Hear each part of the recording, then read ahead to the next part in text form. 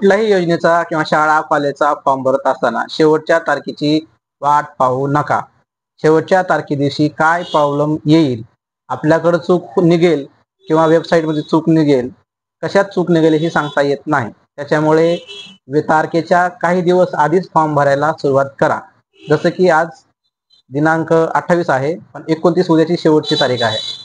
तर आज जे काही विद्यार्थी आले होते भरायला फॉर्म, नवोदयचा फॉर्म भरत असताना जेव्हा तो फॉर्म भरत असताना त्यांच्याकडे आधार कार्ड आहे, पण त्या आधार कार्डला मोबाईल नंबर लिंक नाही.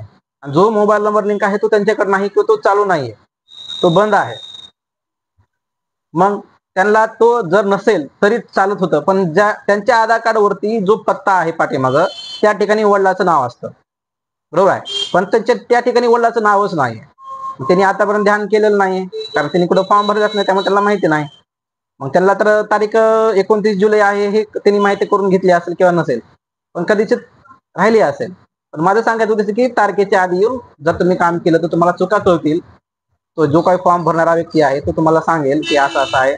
मग तुम्हाला 2 दिवस 4 दिवस जर मिळाले तर तुम्ही ते अपडेट करून घेऊ शकता. जर त्यांचा आधार कार्ड जर अपडेट करायला वेळ नाही, ठीक आहे, पण त्यांच्याकडे रहिवासी प्रमाणपत्र पण नाही, मग ते पण आपण एका दिवसात काढू शकत नाही.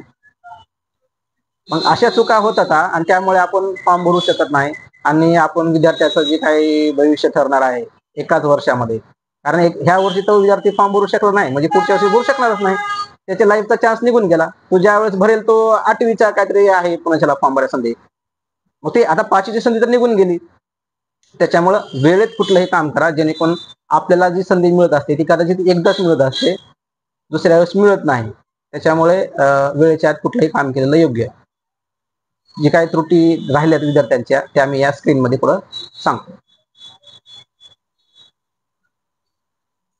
तर हे आहे विद्यार्थ्याचं आधार कार्ड.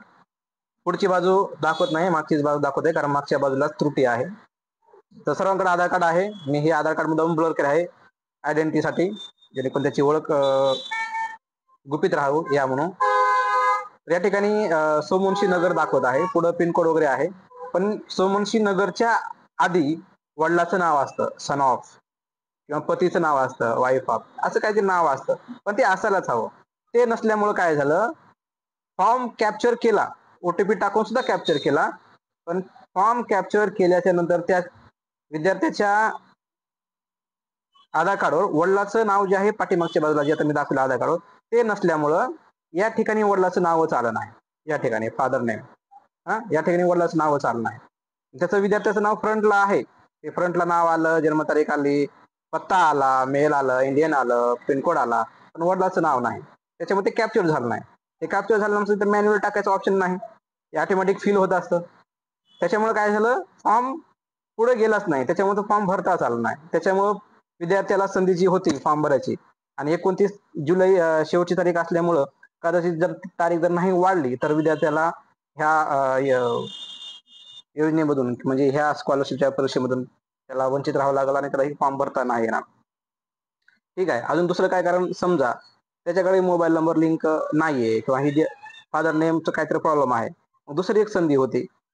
दुसरी संधी होती रहिवासी प्रमाणपत्राची.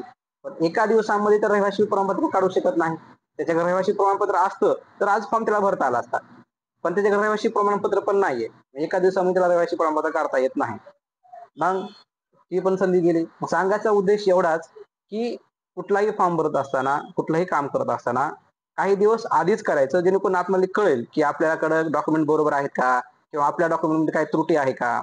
भलेही आधार कार्डचा काही प्रॉब्लेम असताना त्या ऑपरेटरचा चूक आहे, पण त्रास आपल्याला होते ना. त्याच्यामुळे वेळेच्या आधी, तारखेच्या आधी फॉर्म भरायला सुरुवात करा आणि आपली गैरसोय टाळा. हेच या व्हिडिओच्या माध्यमातून सांगायचं होतं. व्हिडिओ आवडल्यास लाईक आणि कमेंट करा, शेअर करा. धन्यवाद.